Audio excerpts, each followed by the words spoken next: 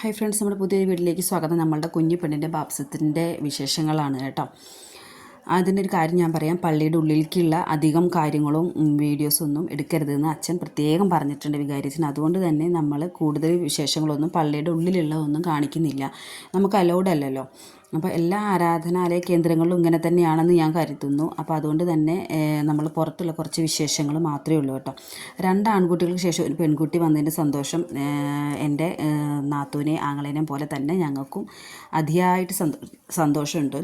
ഏറ്റവും വലിയ രസം എന്ന് പറയുന്നത് ഡെലിവറി സമയത്ത് ഡെലിവറി കഴിഞ്ഞപ്പം എൻ്റെ ചേച്ചി ആങ്ങളയ്ക്ക് മെസ്സേജ് ചെയ്തു, നിനക്കൊരു പെൺകുട്ടി ജനിച്ചു എന്നുള്ളത്. ആ സമയത്ത് എൻ്റെ ആങ്ങള നാട്ടിലില്ല. അപ്പോൾ അവന് ഭയങ്കര അത്ഭുതമായിരുന്നു. കാരണം എന്താ ചോദിച്ചു കഴിഞ്ഞാൽ നമ്മൾ പണ്ടത്തെ ആൾക്കാരൊക്കെ പറയുമല്ലോ, പെൺകുട്ടി ഉണ്ടായിരിക്കുമ്പം നമ്മളുടെ ഒരു വയറിൻ്റെ ആകൃതി, നമ്മളുടെ ഫേസിൻ്റെയൊക്കെ ഓരോരോ ഫേസൊക്കെ കണ്ടു കഴിഞ്ഞാൽ നമുക്ക് അറിയാം ആൺകുട്ടിയാണോ പെൺകുട്ടിയാണെന്ന്. അവളെ സംബന്ധിച്ച് 2 ആൺകുട്ടികൾ എങ്ങനെയാണോ പ്രഗ്നൻ്റ് ആയിരുന്ന സമയത്ത് അതേ ഒരു മാനസങ്ങൾ മാത്രമേ അവൾക്കും ഉണ്ടായിരുന്നുള്ളൂ. അപ്പോൾ ഞങ്ങളെല്ലാവരും വിചാരിച്ചു പെൺകുട്ടി തന്നെ അല്ല ആൺകുട്ടി തന്നെ ആയിരിക്കും കേട്ടോ. അപ്പം എൻ്റെ ആങ്ങളേക്ക് മെസ്സേജ് അയച്ചപ്പോൾ അവൻ തീരെ വിശ്വസിച്ചില്ല ഇതാണ് പെൺകുട്ടി ഉണ്ടായെന്നുള്ളത്. അപ്പോൾ തിരിച്ച് അവൻ എനിക്ക് മെസ്സേജ് അയച്ച്, എടി ചേച്ചി എൻ്റെ അടുത്ത് പറഞ്ഞു പെൺകുട്ടി ഉണ്ടായെന്നുള്ളത് കറക്റ്റ് തന്നെയാണോ എന്നുള്ളത്. അപ്പോൾ എനിക്കും ഡൗട്ടായി. അപ്പോൾ ഞാൻ പിന്നെ ചേച്ചിയുടെ മെസ്സേജ് ചോദിച്ചു, എടി പെൺകുട്ടി തന്നെയാണോ എന്നുള്ളത്. അപ്പോൾ ഓൾറെഡി പെൺകുട്ടി തന്നെയാണ്. പിന്നെ നമുക്ക് ഫോട്ടോസും കാര്യങ്ങളൊക്കെ വന്നാൽ എന്തായാലും അറിയാമല്ലോ. എന്തായാലും നമ്മളെക്കാട്ടിൽ ഏറ്റവും കൂടുതൽ വിശ്വസിക്കേണ്ടത് കുട്ടിയുടെ ഫാദറാണ്. അപ്പം അവന് കുട്ടിയെ കാണുന്നോളം വരെ അവൻ വിശ്വസിച്ചില്ല ഇത് പെൺകുട്ടിയാണെന്നുള്ളത്. എന്തായാലും വേണ്ടില്ല, കറക്റ്റ് അവൻ വൈകിട്ട് ഫോൺ വിളിക്കുമ്പോൾ കറക്റ്റ് കുട്ടി ഡയപ്പർ മാറ്റുന്ന സമയമായതുകൊണ്ട് പിന്നെ ജെൻഡർ ഐഡൻറ്റിഫിക്കേഷന് പിന്നെ വേറെ പോകേണ്ടി വന്നില്ല കേട്ടോ. അപ്പോൾ അതുകൊണ്ട് തന്നെ അവന് സമാധാനമായി. അത് കുറച്ച് ദിവസത്തെ ലീവേ ഉണ്ടായിരുന്നുള്ളൂ. അതുകൊണ്ട് തന്നെ പെട്ടെന്ന് തന്നെ ഞങ്ങൾ ബാപ്റ്റിസം നടത്തി. അവന് തിരിച്ചു പോകേണ്ട സമയം ആ സമയത്തിനുള്ളിൽ തന്നെ ഞങ്ങൾ ബാപ്റ്റിസമൊക്കെ നടത്തി. അപ്പം ഞാൻ പറഞ്ഞ തന്നെ നമ്മളുടെ ആദ്യ കുറച്ച് വിശ്വാസത്തിലേക്ക് കടക്കാൻ പോവുകയാണ്.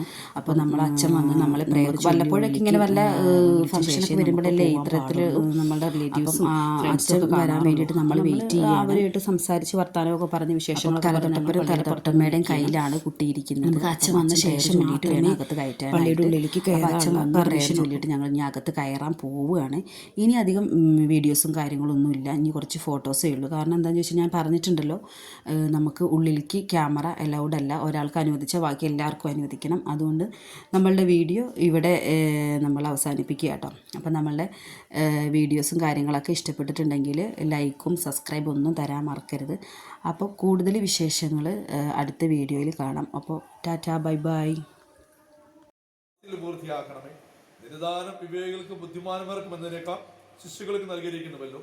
നിന്റെ കൃപയാൽ മാമോദിസ ജലത്തിലൂടെ പാപക്കറകൾ കഴുകി ഈ ശിശു പുതുജന്മം പ്രാപിക്കട്ടെ. ഈ അഭിഷേക തൈലത്താൽ പിതാവിന്റെയും പുത്രന്റെയും പരിശുദ്ധാത്മാവിന്റെയും നാമത്തിൽ എസ്ലിൻ റോസ് മുദ്രിതയായിരിക്കുന്നു. ആമേൻ.